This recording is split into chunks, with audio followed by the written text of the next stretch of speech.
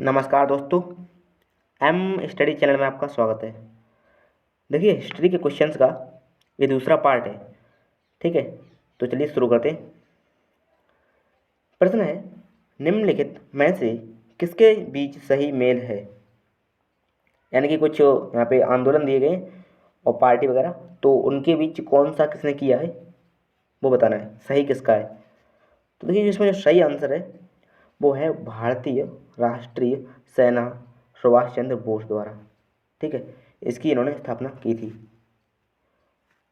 भारतीय राष्ट्रीय सेना की जो स्थापना थी वो सुभाष चंद्र बोस ने सही की थी। तो इसका जो राइट आंसर है वो हो जाएगा ऑप्शन नंबर सी। ठीक है, बाकी की जो और दी गई हैं, जैसे यहाँ पे जो दिया गया है स्वदेशी आंदोलन। तो देखिए, स्वदेशी आंदोलन रविंद्रनाथ टैगोर ने उसमें समर्थन जरूर किया था, लेकिन वो सक्रिय रूप से मतलब उन्होंने भाग नहीं लिया था। ठीक है, तो जो स्वदेशी आंदोलन था वो उन्होंने उसमें, यानी कि रविंद्रनाथ टैगोर ने सक्रिय रूप से इसमें भाग नहीं लिया था इसलिए। और अगर स्वराज पार्टी को देखा जाए तो उसमें इसकी स्थापना महात्मा गांधी ने नहीं की थी, इसकी स्थापना मोतीलाल नेहरू एवं चित्तरंजन दास ने की थी। तो इसके जो नेतृत्व में महात्मा गांधी थे, उन्होंने असहयोग आंदोलन चलाया था, है ना। तो इसका असहयोग आंदोलन का हो जाएगा महात्मा गांधी, और स्वराज पार्टी में होना चाहिए यानी कि चित्तरंजन दास और नेहरू। ठीक है, तो इनका ये राइट आंसर होता है ना। तो अभी राइट आंसर है भारतीय राष्ट्रीय सेना के प्रमुख, जो मतलब जिन्होंने इसकी शुरुआत की थी, तो वो थे Subhash Chandra Bose, option number C. अगला देखते हैं, निम्न को कालक्रम के अनुसार व्यवस्थित कीजिए। तो ये दांडी यात्रा है, साइमन कमीशन, पूना समझौता और गांधी इरविन समझौता। तो कौन सा इनमें पहले हुआ है, कौन सा बाद में हुआ है, उसके अनुसार लिखना है। तो ये है, ये और ये, तो कौन सा इसका राइट आंसर होगा। इसके लिए देखिए, डेट पता होनी चाहिए, यानी कि तो जैसे इसका जो राइट आंसर होगा वो होगा 2143, 2143, यानी कि बी ऑप्शन, है ना। बी ऑप्शन इसका राइट आंसर होगा। ठीक है, देखिए कैसे होगा। जैसे जो साइमन कमीशन था वो आया था 1927 में। ठीक है, 1927 में। और अगर इसका देखा जाए दांडी यात्रा का, तो इसका रहा था 1930। दांडी यात्रा का रहा था 1930। और जो गांधी इरविन समझौता हुआ था वो 5 मार्च 1931 को हुआ ना। 5 मार्च को 1931 में हुआ ये उसकी। और जो बचा इनका पूना समझौता, ये हुआ था 1932 में, यानी कि 24 सितंबर 1932 को। अब देखिए, तो ये हो गया 27, फिर 31, फिर 31, फिर 32, है ना। तो इसका राइट आंसर हो जाएगा 2, यानी कि ये वाला, बी वाला। ठीक है, यानी कि बी ऑप्शन इसका राइट आंसर हो जाएगा, ये वाला। पहले हुआ है साइमन कमीशन है 27 में, फिर 30 में दांडी यात्रा हुई, 31 में गांधी अमल समझौता हुआ, और 32 में पूना समझौता। तो चलिए अगला प्रश्न देखते हैं। दिल्ली में पुराना किला का निर्माण किस शासक के शासन काल में हुआ। तो ऑप्शन हैं युधिष्ठिर, शेरशाह सूरी, हुमायूं और अकबर। तो देखिए, इसका जो राइट आंसर है वो हो जाएगा हुमायूं, यानी कि ऑप्शन नंबर सी। हुमायूं के शासनकाल में पुराने किले का निर्माण हुआ था। ठीक है, और जो कि 1533 से 58, सॉरी 38 तक, 1533 से 1500, यहाँ पे 1533 से यानी कि 38, है ना, 38 तक किया गया। और शेरशाह सूरी द्वारा दिल्ली पर अधिकार करने के बाद इस किले में कई स्मारकों का निर्माण भी कराया गया, जिससे उसके बाद में शेरगढ़ कर दिया गया, है ना। तो अगला प्रश्न है, दिल्ली की जामा मस्जिद, है ना। तो दिल्ली की जामा मस्जिद यानी किस सदी में बनाई गई। तो देखिए, इसका राइट आंसर हो जाएगा ऑप्शन नंबर सी, यानी कि 17वीं शताब्दी। ठीक है, 17वीं शताब्दी में बनाई गई। और जो कि 17वीं शताब्दी लगभग, यानी कि 1656 ईस्वी, जिसका निर्माण, जामा मस्जिद का निर्माण यानी कि शाहजहाँ ने करवाया था। और इन्होंने ही नहीं करवाया था, इन्होंने और कुछ स्मारक भी बनाए थे, जैसे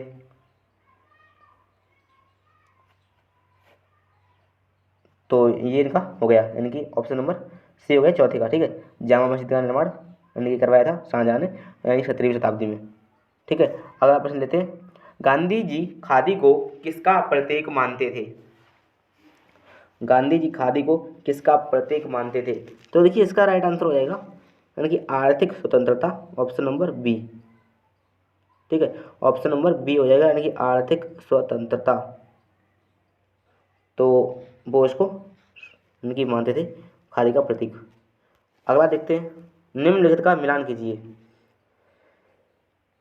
स्मारक दिया गया है और शासक दिया गया है, ठीक है। तो इसका मिलान करना है। तो देखिए 3 दिए हुए गए हैं, इसके हिसाब ऑप्शन दिए गए। ताजमहल का निर्माण तो सभी जानते हैं कि शाहजहाँ ने करवाया था ना, और आगरा का किला करवाया था अकबर ने, और पुराना किला करवाया था शेरशाह ने, यानी कि तीसरे का पहले से होना चाहिए ना। तो देखिए पुराना किला है शेरशाह से। तो देखिए यहाँ पे जो राइट आंसर है वो हो जाएगा, यहाँ पे देखिए ABC दिया है, उसमें भी दोनों एक तरफ कर दिया उन्होंने। तो इसका राइट आंसर हो जाएगा यानी कि बी वाला, पहले का दूसरे से मिलाए और दूसरे का तीसरे से, इस प्रकार से, ठीक है।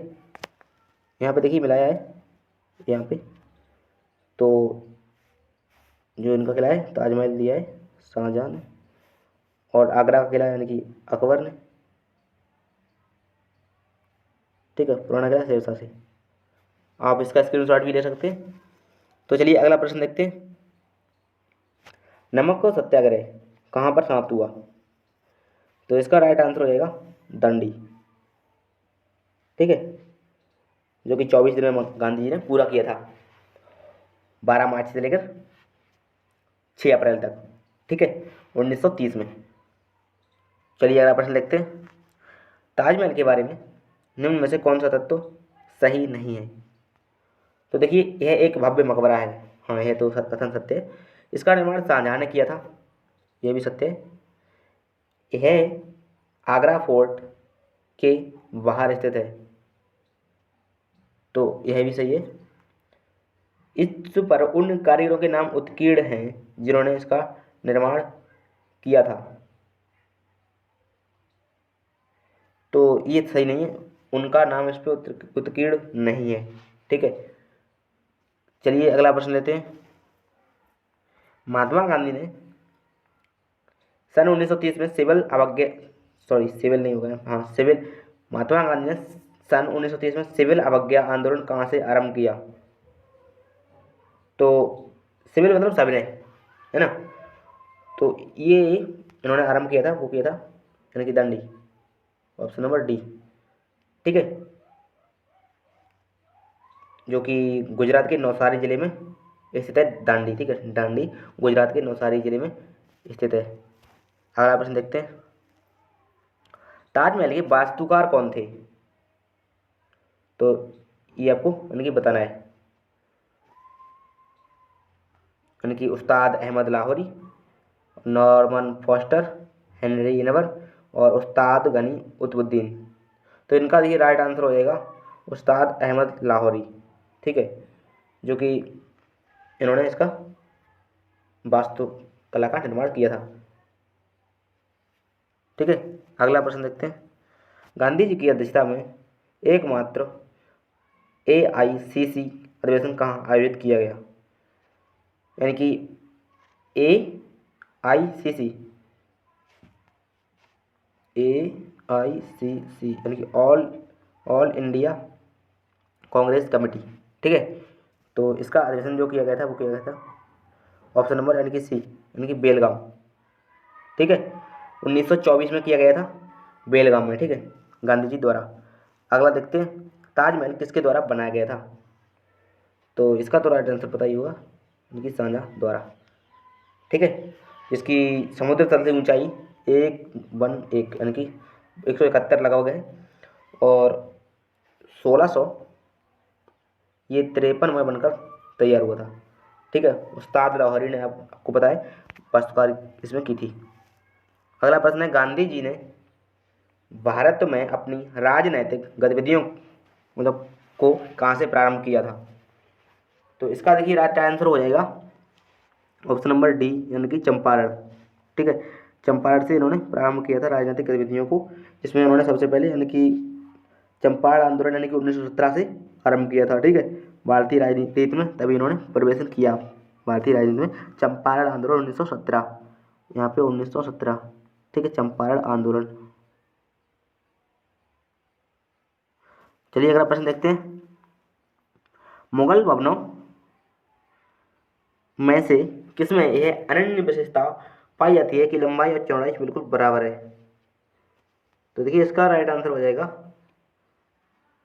ऑप्शन नंबर यानी कि सी यानी कि ताजमहल। ठीक है, देखिए इसकी जितनी लंबाई है उतनी ही चौड़ाई है, तो ये पूर्ण रूप से वर्गाकार है। ठीक है, और इसका निर्माण पूर्णतः संगमरमर से किया गया है। चलिए अगला प्रश्न देखते हैं। महात्मा गांधी ने किस आंदोलन से भारतीय राजनीति में प्रवेश किया? तो इसका तो अभी अभी आप राइट आंसर दे चुके हैं, चंपारण आंदोलन। ठीक है, 1917, इसमें भारतीय राजनीति में मतलब इससे प्रारंभ किया, अपनी राजनीति आरंभ की महात्मा गांधी ने। अगला प्रश्न है, भारत में बीबी का मकबरा कहाँ स्थित है? तो इसका राइट आंसर हो जाएगा ऑप्शन नंबर यानी कि बी यानी कि औरंगाबाद। ठीक है, औरंगाबाद में भारत में बीबी का मकबरा स्थित है, जो कि बीबी का मकबरा महाराष्ट्र राज्य के औरंगाबाद में यानी कि स्थित है। और इस मकबरे का निर्माण मुगल बादशाह औरंगजेब ने कराया था अपनी पत्नी दिलरास बानो, ठीक है, उसकी याद में, जो कि 17वीं शताब्दी में कराया गया था। ठीक है, बीबी का मकबरा 17वीं शताब्दी में निर्माण कराया गया औरंगजेब द्वारा। चलिए अगला प्रश्न देखते हैं। ये लिखा है कहाँ पे, हाँ, गांधी जी ने सत्याग्रह आंदोलन किस वर्ष में आरंभ किया? तो देखिए इसका राइट आंसर हो जाएगा ऑप्शन नंबर सत्याग्रह यानी कि 19, 27, 34, 42 में कौन सा सही होगा? तो इसका राइट आंसर हो जाएगा 1900 यानी कि 19 यानी कि ऑप्शन नंबर ए, जो कि 1917 में उन्होंने चंपारण किया था ना, तो 1900 सत्याग्रह आंदोलन स्थापित मतलब शुरुआत किया था, और जो कि रॉलेट एक्ट था उसके विरुद्ध में था। ठीक है, तो चलिए अगला प्रश्न देखते हैं। लाल किले का निर्माण किसने करवाया था?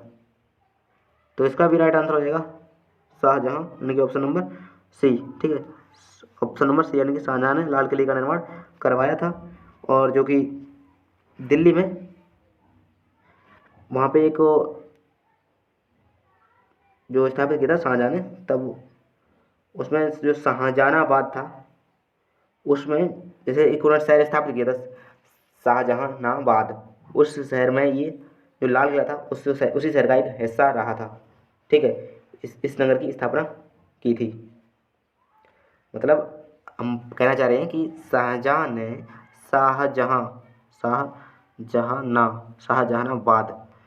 नगर की एक स्थापना की थी, शाहजहानाबाद नगर की एक स्थापना की थी, और जो कि 1648 में की थी। तो उसी जो शहर था, जो नगर स्थापित किया था, उसी नगर में ये जो लाल किला था वो भी यानी कि उसी के अंदर था।